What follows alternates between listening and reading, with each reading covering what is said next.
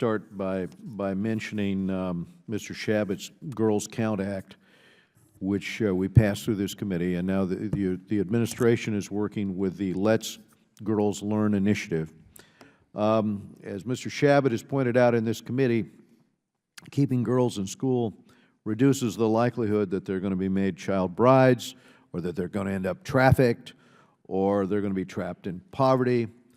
And so we have the Peace Corps and USAID heavily involved now in Let's Girls Learn. Which of the two is leading that effort, if I could ask? Very good.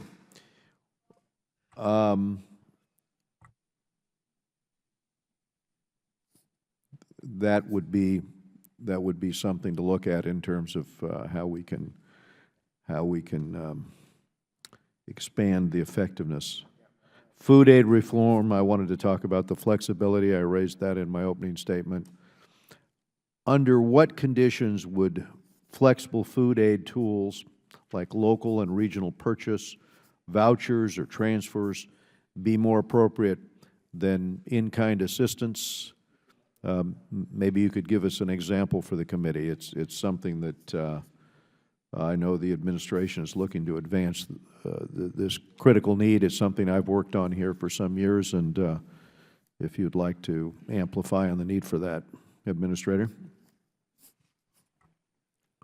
And if you'd like me to also take the Let Girls Learn question, and thank you for your support and recognition of the impact of keeping girls in school. I would note that one of the elements of the request is for something called the Let Girls Learn Challenge Fund, which is aimed at spurring innovations to not only enroll but keep girls in school, because this is one of the other challenges we face.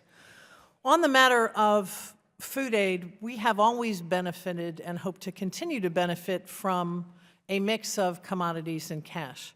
Our request for 25% flexibility in Food for Peace is rooted in the need to have flexibility given the diverse range of crises that we face.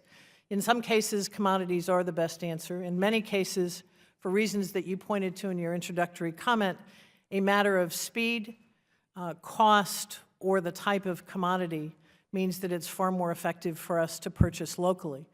We found that this saves time, as you've pointed out, but it also, we believe, has the impact of saving as many as 600,000 additional lives. Very good. With the recent elections, of course, in Burma, Burma continues to make strides, but despite this progress, treatment of the Rohingya Muslims in the Rakhine State is abhorrent. Even though we're going to see a new government here take power in Burma, I think the animosity towards the Rohingya runs deep there, and the administration has highlighted bolstering the democratic gains in Burma. How are we working to change attitudes there towards the Rohingya and affecting the persecution of the Rohingya in Burma? Thank you, Mr. Chair, for the question. It's our belief that as we strive to continue promoting democracy in Burma, the plight of the Rohingya people is one of the elements that needs to be on the table. We are, as you know, providing humanitarian assistance. We are about to launch a new program that is designed to improve the livelihoods of the Rohingya people, both for their benefit, but also so that they might be more effectively integrated into Burmese society going forward. It's an issue we watch very closely and will continue to work. Thank you. I also wanted to just return to the issue of MCC compacts, especially here as it resolves, or as in regard to what we saw in Tanzania in terms of the attempts to fix the election in Zanzibar. Now that's going to be revoted on March 20th, but I think there's every reason that we've got to use our considerable leverage, and where there is clear violation of the law and corruption of that kind of magnitude, you've got to put your foot down and say enough.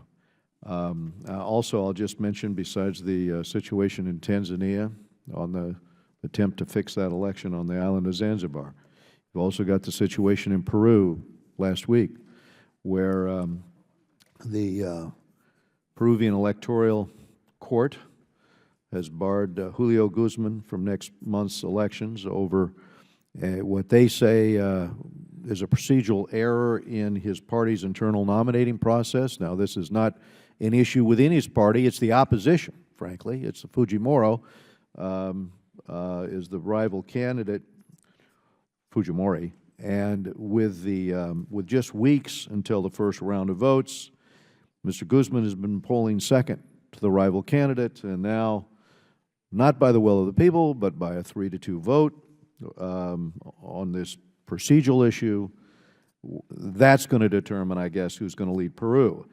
I think that decision risks undermining the legitimacy of whomever should eventually prevail, and we should be using our considerable influence in situations like this where we see these attempts to steal elections.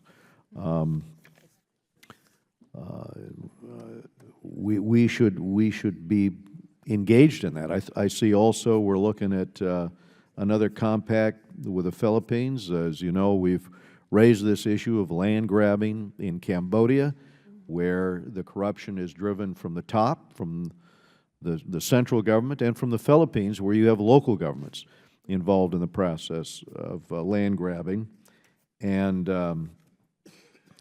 I think as we work to identify land grabbing and poor land tenure policies that are constraints to economic growth, we have to use our considerable leverage as a counterweight here to end those practices. I've run out of time, so I'm going to go to Mr. Engel for his opening statement and any questions he might want to raise.